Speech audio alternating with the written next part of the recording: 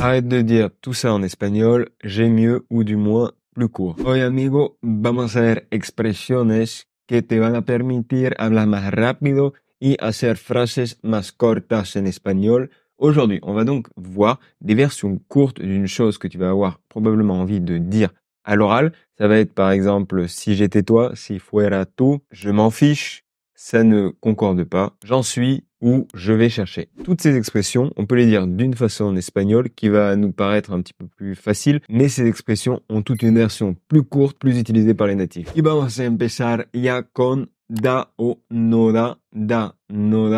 Et comment dire en espagnol, c'est suffisant, ce n'est pas suffisant. Ton premier réflexe pour dire ça, c'est suffisant, ce n'est pas suffisant, c'est bien sûr de le traduire littéralement et de dire es suficiente o no es suficiente. On a une version plus courte en espagnol, ça va être da o no da. No da avec par exemple para, ça veut dire c'est suffisant pour, ce n'est pas suffisant pour, ce n'est pas assez, c'est assez. Lo que cobra es suficiente para sobrevivir. Ce qu'il touche, c'est suffisant pour survivre. On peut dire tout simplement lo que cobra da para sobrevivir. Pour voir que c'est un petit peu plus court, un peu plus efficace. Au contraire, la forme négative, ça va donner lo que cobra no es suficiente para sobrevivir y se convierte en lo que cobra no da para sobrevivir. Lo que cobra no da para sobrevivir. Donc, à toi d'utiliser da para, no da para.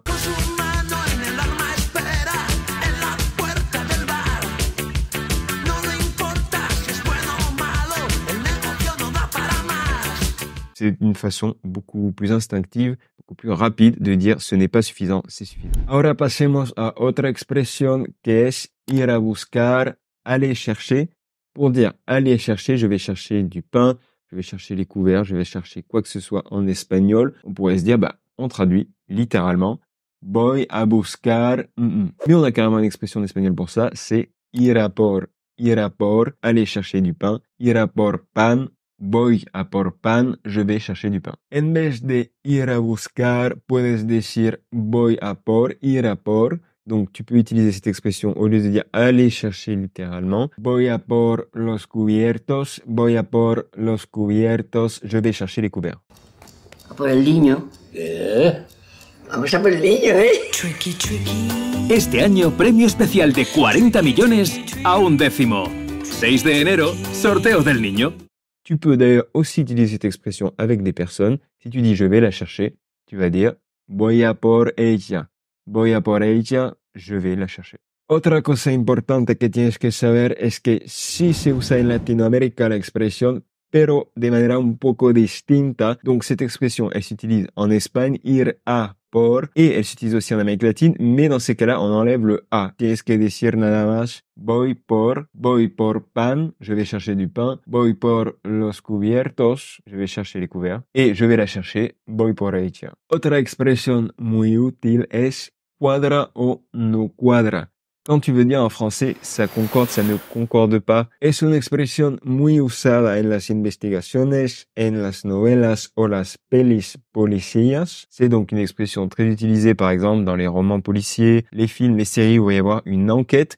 Parce qu'on va dire, est-ce que les faits tiennent la route? Est-ce que ce qu'un témoin dit tient la route ou pas? Es sospechoso. Su explicación no cuadra con la de los otros testigos. C'est suspect. Son explication ne concorde pas, ne tient pas la route avec celle des autres témoins. Je crois qu'il a commis le crime. Técnicamente no hay nada de malo, ¿no?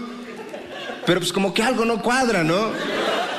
Continuamos con la cuarta expresión del video. Quatrième expression. Juste avant, je voulais dire que si tu apprends des choses dans cette vidéo et si vraiment ça t'aide à améliorer ton espagnol, puedes darle me gusta al video, nos ayuda muchísimo. N'hésite pas à mettre un j'aime à la vidéo dans ces cas-là, ça nous aide énormément. Y puedes suscribirte también al canal de YouTube Hola Amigo. Entonces, la cuarta expresión es yo que tú y significa en tu lugar o si fuera tú. Llevas tiempo encerrada y cachonda como Tokio, yo que tú cambio de novio.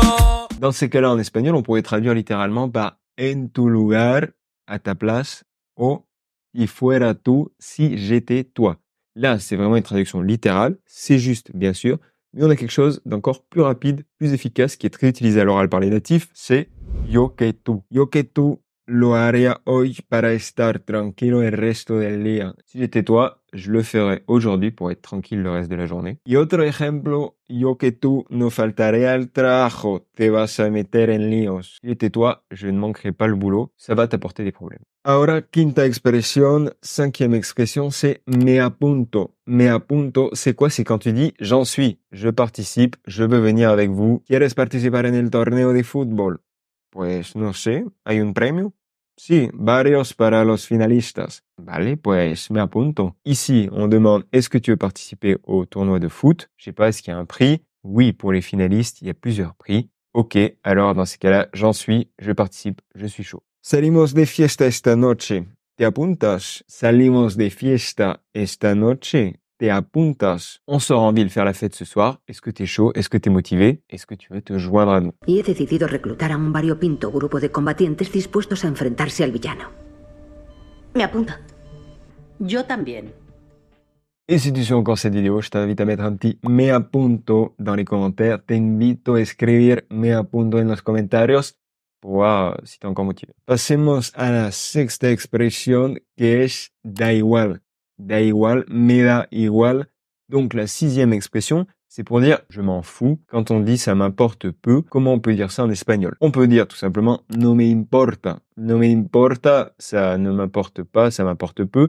Mais il y a une version plus courte, plus rapide. Da igual o me da igual. Da igual si no hablas portugués, te lo puedo enseñar. On s'en fiche si tu ne parles pas portugais. Je peux te l'enseigner. Otro ejemplo, esta vez un pequeñito diálogo, petit dialogue cette fois-ci pour un autre exemple. ¿Qué prefieres comer? ¿Sushi o pizza? Me da igual, lo que tú quieras. Qu'est-ce que tu préfères manger, des sushis ou des pizzas?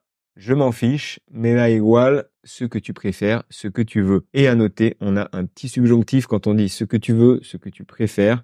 Ça va être au subjonctif, donc on a lo que tú quieras o lo que tú prefieras. Nos da igual que estés presente o no, en todos casos lo haremos. On s'en fiche que tu sois présent ou non, dans tous les cas, on le fera.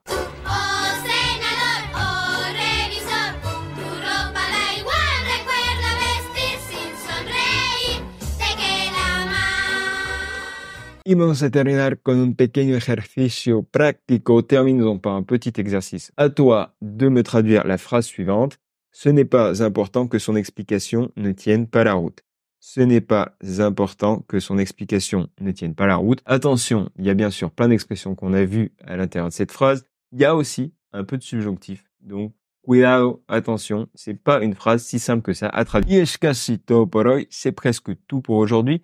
Si jamais tu veux pratiquer vraiment l'espagnol, tu veux continuer à progresser, j'ai quelque chose qui pourrait t'intéresser, une fiche pratique avec une routine quotidienne. C'est quoi cette fiche? C'est donc tout simplement un petit PDF dans lequel tu vas retrouver une activité par jour pour pratiquer l'espagnol et un vrai modèle que tu vas pouvoir télécharger, imprimer et avec lequel tu vas pouvoir pratiquer au quotidien, ne pas abandonner, continuer à progresser et enfin parler espagnol avec fluidité. Donc si elle t'intéresse, cette fiche pratique, sache que le lien est en description, c'est gratuit, il suffit d'entrer son prénom, son email et tu recevras tout simplement la fiche dans ta boîte. Tu peux derrière l'imprimer, l'afficher chez toi, c'est ce que je te recommande, la mettre dans ta chambre, sur ton frigo et t'en servir pour pratiquer au quotidien. À présent, je vais dire au revoir. Ahora voy a despedirme, amigo. Hasta luego y pura vida.